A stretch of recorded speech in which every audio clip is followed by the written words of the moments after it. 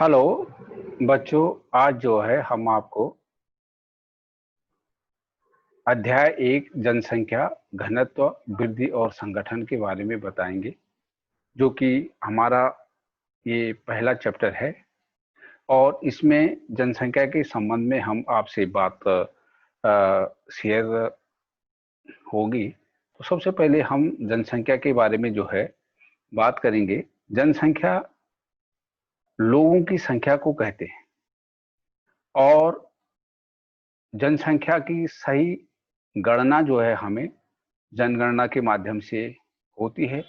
भारत में जो पहली जनगणना हुई थी वो 1872 में हुई थी।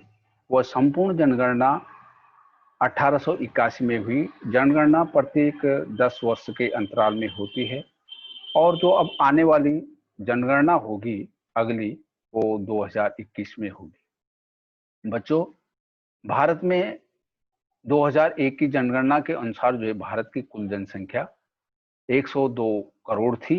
और जो अभी 2011 में जनगणना हुई थी उसके अनुसार जो है भारत की भारत की जो जनसंख्या थी वो 121 करोड़ थी। वर्ष 2021 में जो है वर्ष 2021 की जनगणना में जो हमारी जनसंख्या होगी वो हमारे पास जनगणना का एक नया आंकड़ा होगा। तो ये जनगणना से संबंधित कुछ महत्वपूर्ण बिंदु मैं आपको बता रहा हूं, ये आपको आने चाहिए। इसमें जो है ये स्वतंत्र भारत की जो जनगणना थी जो 2011 में हुई वो 15वीं जनगणना थी। और आजादी के बाद जो है ये जनगणना 15वीं जनगणना थी। भारत में जो जनगणना है ये एशिया में विश्व की सबसे ज्यादा जनसंख्या निवास करती है और भारत की विश्व की 17.5% जनसंख्या जो है भारत में निवास करती है। जबकि क्षेत्रफल की दृष्टि से विश्व का जो कुल क्षेत्रफल है उसका 2.4% भूभाग ही जो है भारत के हिस्से में आता है। तो बच्चों, ये तो जनसंख्या से संबंधित कुछ बातें थी। अब जो है भारत में जनसंख्या का जो वितरण है वो किस प्रकार से है, आप इसको जो है इस ढंग से समझो कि जनसंख्या जो है धरातल पर लोगों का जो फैलाव है वो जो है जनसंख्या का वितरण कहलाता है। और भारत में जो है जनसंख्या का वितरण जो है बिल्कुल असमान है। भारत का जो जनसंख्या है वो कुछ राज्यों तक सीमित है, ज्यादा है, और कुछ राज्यों में न्यून है। जैसे भारत के 10 राज्य हैं, उनमें से उत्तर प्रदेश है, बिहार है, महाराष्ट्र है, पश्चिमी बंगाल है, राजस्थान है, कर्नाटक है। इन राज्यों में जो है भारत की कुल जनसंख्या का 75% जनसंख्या जो है निवास करती है। और वहीं जो है हमारे पूर्वोत्तर राज्य हैं जिनको हम सेवन सिस्टर के नाम से भी जानते हैं। वहां पे अरुणाचल प्रदेश में जो जनसंख्या है वो जो है कुल भारत की जो है 0.11% है। तो यहाँ पे एक डायग्राम के द्वारा जो है जनसंख्या को क्लियर किया गया है कि भारत की कुल जनसंख्या जो है 121.5 करोड़ है और जो कि विश्व का जो है जो बता चुके हैं हम 17.5% है। दशकीय जो जनसंख्या वृद्धि है वो 18.14 करोड़ के लगभग है। और भारत में जो पुरुष जनसंख्या है वो जो है 62.31 करोड़ है। और महिलाओं की जो जनसंख्या है वो 58.47 करोड़ है। और भारत के जो सर्वाधिक जनसंख्या वाले राज्य हैं और वहां पे कितनी जनसंख्या है, और सबसे न्यूनतम जनसंख्या वाला राज्य जैसे सिक्किम बता रखा है, और सर्वाधिक जनसंख्या वाला जो जिला है पूरे भारतवर्ष में महाराष्ट्र में ठाणे, और न्यूनतम जनसंख्या वाला जिला जो है वो दिवांग घाटी है जो कि अरुणाचल प्रदेश में है। तो एक डायग्राम के माध्यम से जो है इसको हमने बताया है। तो ये ताकि आपको आसान हो जाए, महत्वपूर्ण टॉपिक जो है आप याद करने के लिए आपको आसान हो जाए।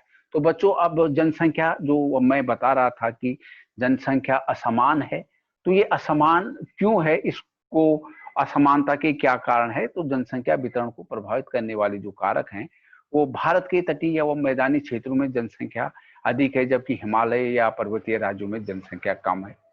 साथ ही भारत के ऐसे राज्य या औद्योगिक क्षेत्र हैं जहाँ पे कृषि है, रोजगार है, औद्योगिकरण है, नगरीकरण है और अन्य सुविधाएं उपलब्ध हैं। इन क्षेत्रों में भी आबादी का अधिक हिस्सा निवास करता है और जनसंख्या के असमान वितरण को जो प्रभावित करते हैं वो मुख्य कारक तीन हैं।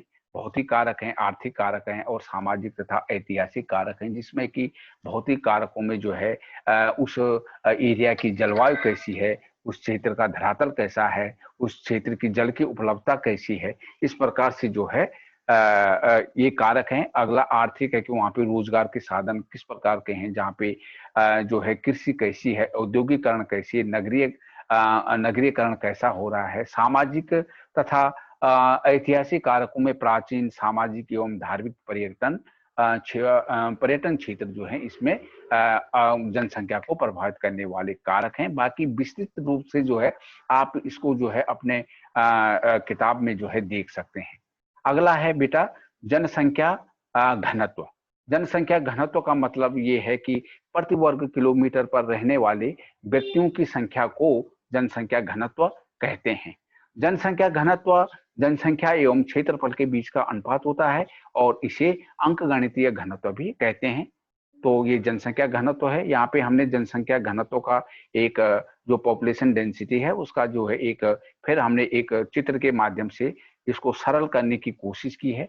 आप इसको जो है ध्यान से देखें और इसको अपने नोटबुक में भी जो है नोट करें कि भारत का जो जनसंख्या घनत्व है वो 382 व्यक्ति प्रति वर्ग किलोमीटर है और सर्वाधिक जनसंख्या घनत्व वाला राज्य जो है बिहार है। उसके बाद अन्य राज्य हैं, आप इसको डायग्राम में देख सकते हैं। न्यूनतम घनत्व वाले राज्य जो हैं वो अरुणाचल प्रदेश है, जहाँ पे कि 17 व्यक्ति प्रति वर्ग किलोमीटर में जो है निवास करते हैं। और इसमें जिला भी हमने लिखा हुआ है कि सर्वाधिक घनत्व वाला जो जिला है वो उत्तर पूर्वी जिला है और सबसे न्यून जनसंख्या वाला जो जिला है वो वही अरुणाचल प्रदेश का जो दिवांग घाटी जिला है। यहाँ पे एक व्यक्ति जो है प्रति वर्ग किलोमीटर क्षेत्र में जो है रहता है। उसके बाद हमने यहाँ पे क्लियर किया है कि जनसंख्या घनत्व जो है को हम तीन प्रकार से जो है निकाल सकते हैं। यह तीन प्रकार का है जनसंख्या घनत्व। तो इसके तीन फार्मूले हैं। पहला है जनसंख्या घनत्व बराबर कुल जनसंख्या बटे क्षेत्रफल। दूसरा है कायिक घनत्व बराबर कुल जनसंख्या बटे निवल कृषि क्षेत्र। और तीसरा है कृषि घनत्व बराबर कुल कृषि जनसंख्या बटे निवल क्षेत्र। तो प्यारे बच्चों, ये जो है सन 2001 के अनुसार भारत की जनसंख्या जो घनत्व था वो 324 जो है व्यक्ति प्रति वर्ग किलोमीटर था। अन्य देशों से यदि हम इसकी तुलना करें तो बांग्लादेश का जनसंख्या घनत्व जो है वो 849 व्यक्ति प्रति वर्ग किलोमीटर था।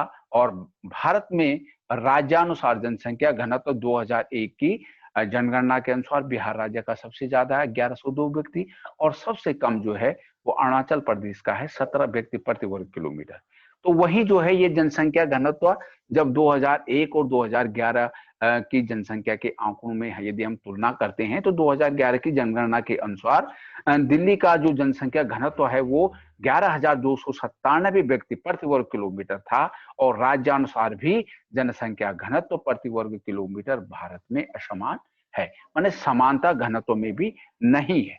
अगला इसमें जो है टॉपिक है वो है जनसंख्या वृद्धि।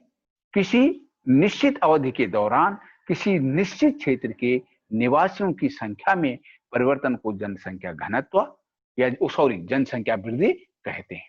ठीक है बच्चों, तो इसमें जनसंख्या वृद्धि भी दो प्रकार की है, एक धनात्मक जनसंख्या वृद्धि और दूसरा ऋणात्मक जनसंख्या वृद्धि। धनात्मक जनसंख्या वृद्धि को हम ऐसे समझेंगे कि किसी निश्चित अवधि के दौरान किसी निश्चित क्षेत्र के निवासियों की संख्या या जनसंख्या में वृद्धि बढ़ रही हो तो वो जो है धनात्मक जनसंख्या वृद्धि कहते हैं।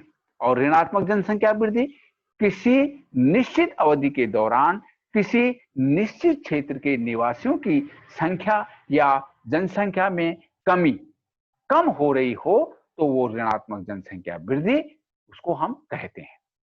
उसके बाद अगला पॉइंट इसी में है कि भारत की वार्षिक जनसंख्या वृद्धि दर जो है 2.4% है, वह दशकीय जनसंख्या वृद्धि दर भी अधिक है और 3 दशक बाद जो है भारत की जो जनसंख्या है दोगुनी हो जाएगी और विश्व की सबसे ज्यादा जनसंख्या वाला देश बन जाएगा। अनुमान लगाया जा रहा है कि 2037 या 2050 तक जो है यदि इसी प्रकार से जनसंख्या बढ़ती रही तो जो है हम विश्व के सबसे ज्यादा जनसंख्या वाले देशों में जो है आ जाएंगे।